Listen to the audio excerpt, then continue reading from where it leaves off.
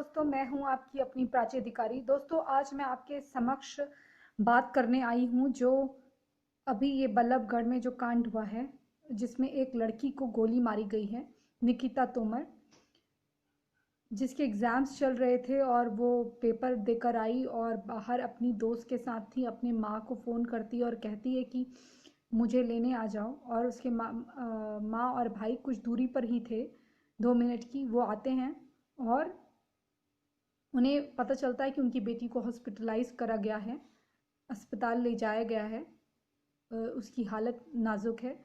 वहाँ पता चलता है कि लड़की मर गई, मतलब मरी हुई थी या जाते जाते मर गई, क्योंकि उसके कनपट्टी पे या उसके सर पे गोली मारी गई थी। मैं ये कहना चाहती हूँ कि कब तक हम लोग इस चीज़ को बर्दाश्त करते हुए आएंगे कि लव जिहाद नाम की एक चीज़ है, जिसे यूरोप में रोमियो जिहाद कहा जाता है, जहाँ रोमियो जिहाद को इसलिए फैलाया जाता है क्यों, जिससे कि नीली आँखों वाली या गोरी स्किन वाली जो अंग्रेज़ों से मिलते जुलते बच्चे पैदा करके उनको दे सकें, ताकि उनकी भर्ती आईसिस या बोको हराम जैसे टेररिस्ट ऑर्गेनाइजेशन में हो। जो जिहाद जब वो छिड़ें, जब वो यूरोप पे कब्जा करें, तो ये कहना ईजी हो जाए कि हम अलग नहीं लगते, हम इन्हीं के बीच से आए हुए मुसलमान हैं। मतलब आप समझ रहे हैं ये एक जो प्रक्रिया है, इसमें कितना दिमाग इस्तेमाल करा गया है कि अगर बाहर से अरबी आए होते, अरबी मुसलमान आए होते या एशिया के कन्वर्टेड मुसलमान वहाँ होते, तो उनके कलर से पहचान में आ जाते। इसलिए उन्होंने एक नया तरीका अपनाया कि जहाँ जाते हो वहाँ की लड़कियों को अपने जाल में फंसाकर उनका धर्मांतरण करके उनसे बच्चे पैदा करके जो वो बच्चे बने, तो उनकी स्किन या आंखें उनके कलर की ही होंगी।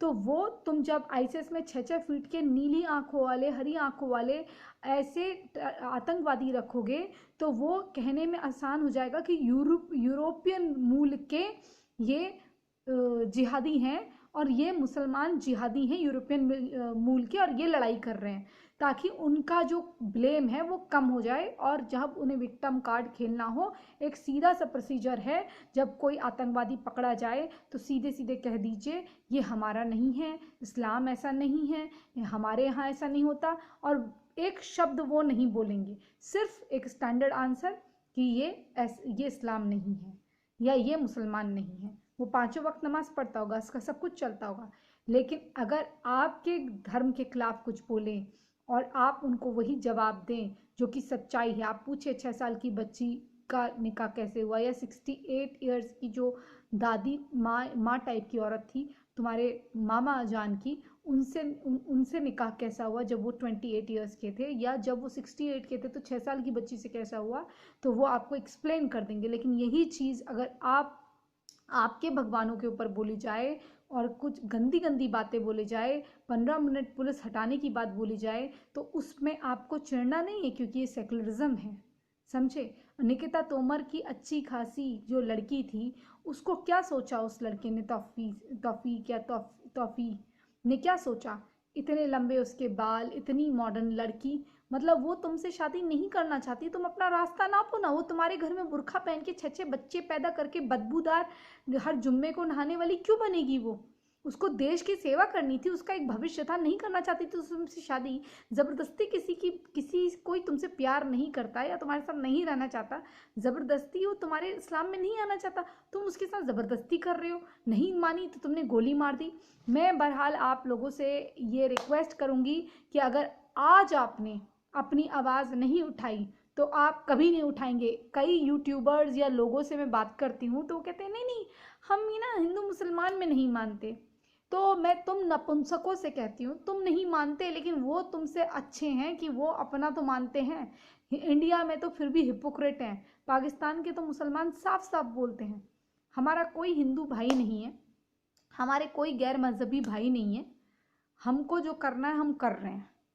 उनको पूरी दुनिया अब जान चुकी है उनकी इंटेंशंस क्या हैं। उनको सिख से प्रॉब्लम है, उनको हर मुसलमान को सिख से प्रॉब्लम, क्रिश्चियन से प्रॉब्लम, बौद्ध से प्रॉब्लम। वो इतना मजबूर कर देते हैं कि बौद्धिस्ट जो हैं उनको, विराटू जैसे मॉन्क को, एक बौद्ध भिक्षु को हथियार उठाना पड़े। जब आपकी माँ बहन बेटी पे बात आ जाए तो आपको ये करना पड़ता है। इनसे ना हम मतलब रखना चाहते हैं ना कुछ करना चाहते हैं, लेकिन ज़बरदस्ती हमारे मन में एक वो सेकुलरिज्म नाम का कीड़ा, उसको बता बता के उदारता की दया करो ये बता बता के हिजड़ायत बना दी गई है, हिजड़ा बना दिया गया है।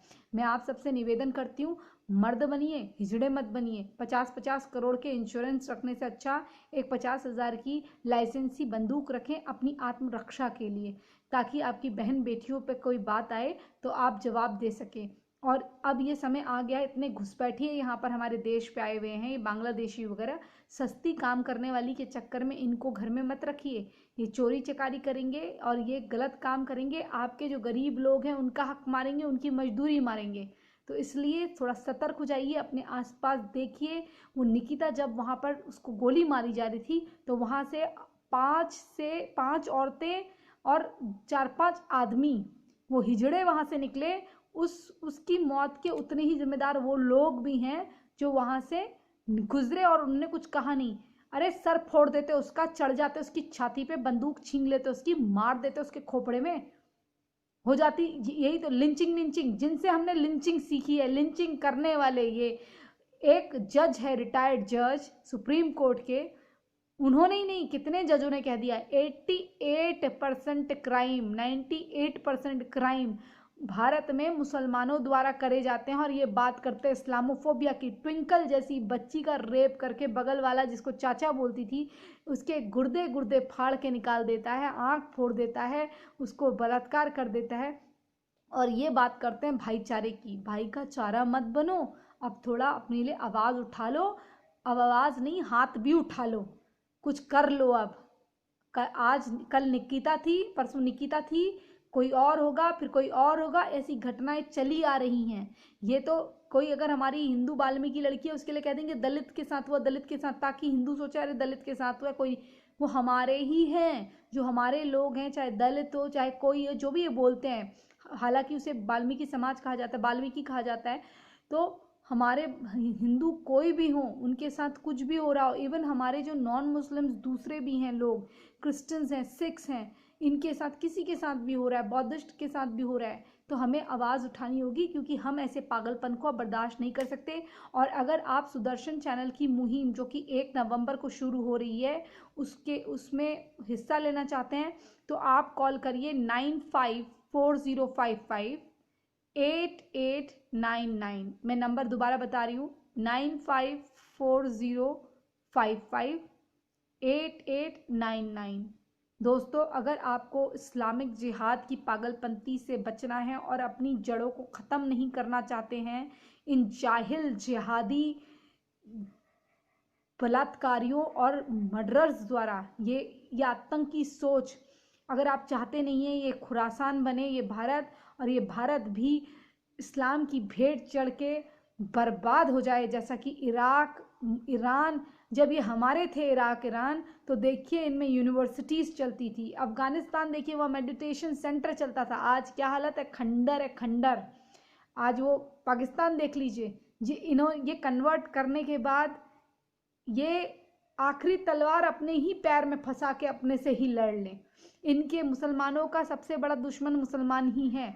ये दूसरे को दुश्मन बता बता के ख़त्म करते हैं। जो अच्छा है, जिस हिंदू को इनसे कोई प्रॉब्लम नहीं होगी उसको भी इतना नफरत भर देंगे कि आप जब सोचोगे चलो इनसे वो मतलब ही मत रखो, लेकिन ऐसा कर देंगे कि आप रिटेलिएट करोगे, और जब आप विद्रोह या जवाब देना शुरू करोगे तो ये कहेंगे हाय हम बेचारे मुसलमान। ये इतने बेचारे हैं कि 6 बच्चे ज़मीन में रख के, 2 पेट के अंदर रख के ये दूसरे देशों में चले जाते हैं, कहते हैं कि हमारे देश में खाना नहीं है, हमारे देश में युद्ध हो रहा है, लेकिन युद्ध कर कौन रहा है, मुसलमान मुसलमान से कर रहा होता है। और ये दोष देते हैं दूसरों को, और फिर दूसरों के वहाँ जाते हैं मज़े के लिए कि शांति मिलेगी, वहाँ भी शांति से नहीं रहते। वहाँ कपड़ों से प्रॉब्लम होने लग जाती है दूसरे के, यूरोप में जाके वहाँ की भाषा से प्रॉब्लम होने जाती है, वहाँ भी मस्जिद बनाते हैं। यहाँ देखिए ना कितना, मैं भारत सरकार से निवेदन करती हूँ, जितने अवैध कब्जे में मस्जिदें बनाई हुई हैं और ये जो हर जगह जगह मज़ार बना दे रहे हैं छोटी छोटी ज़मीन को कब्जा करने के लिए, जिसमें घुसपैठियों को छुपाते हैं, इन जगहों को वापस लिया जाए। और कोई भी ऐसी चीज़ का मायामंडन ना, उसका महामंडन ना किया जाए जो किसी बलात्कारी या किसी आतंकी का प्रतीक हो। हमें सीखना होगा जो पाकिस्तान में हुआ, हमें सीखना होगा जो यजीदियों के साथ हुआ। अब हमें ये सब नहीं होने देना है, हमें अब जागरूक होना है, और अगर अभी नहीं तो फिर मित्रों कभी नहीं। जय जय हिंद, जय जय भारत, वंदे मातरम।